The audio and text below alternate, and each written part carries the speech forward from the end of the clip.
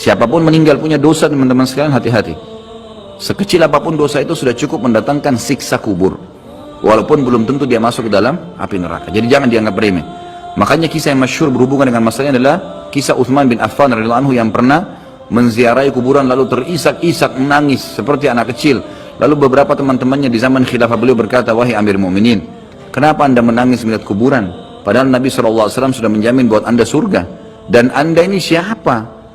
Terkenal anak mantunya Nabi SAW, ya, dapat jaminan surga. Nabi sebutkan lisannya langsung, Utsman di surga, dijamin. Bagaimana bisa anda menangis seperti ini?" Jawaban Utsman radhiyallahu anhu sangat bijak. Orang yang beriman dan berilmu punya jawaban yang tepat.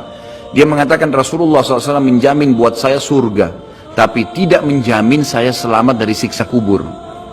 Dari mana jaminan saya disiksa dulu di kubur? Nanti saya masuk surga, betul. Tapi di kubur disiksa dulu karena masih ada dosa.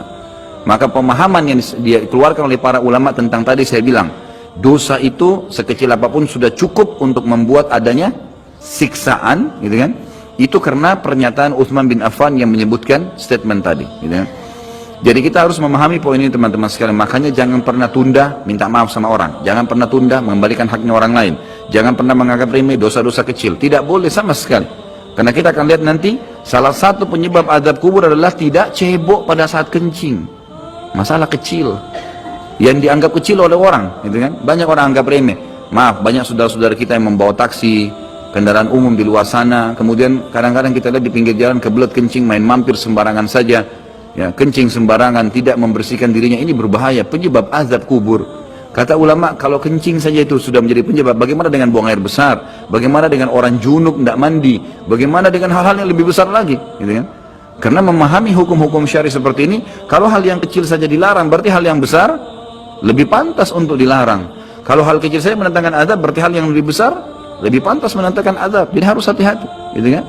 Kalau amal ibadah kecil kita kerjakan sudah besar pahalanya, bagaimana dengan amal yang wajib misalnya, atau amal yang besar yang kita kerjakan? Kalau umrah fadilahnya besar, berarti haji lebih besar. Kalau sholat sunnah besar, tahajud, maka sholat 5 waktu lebih besar pahalanya, dan seterusnya. Jadi poin-poin ini dalam mukaddimah kita harus difahamin baik-baik, gitu kan? Terutama yang terakhir saya ucapkan tadi, hati-hati teman-teman sekalian. Saya juga tahu diri saya pasti punya salah, tapi saya mengajak diri saya dan jemaah sekalian untuk beristighfar kepada Allah, bertaubat. Jangan tunda pengembalian haknya orang lain, meminta maaf kalau punya kesalahan. Jangan tunda-tunda, jangan bilang nanti Idul Fitri baru saya minta maaf. Nggak ada perintah dalam agama seperti itu. Sebelum pejamkan mata nanti malam minta maaf semua. Dan orang cerdas adalah orang yang tidak menyiapkan musuh pada hari kiamat. Hati-hati.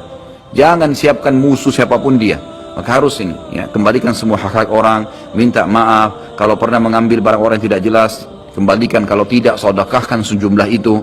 Semua selesaikan. Jangan ada masalah. Ya, jangan pernah ada masalah, jangan siapkan musuh. Imam Bukhari rahimahullah pernah berhenti berburu hanya karena meleset anak panahnya kena pagar tetangganya, gitu kan?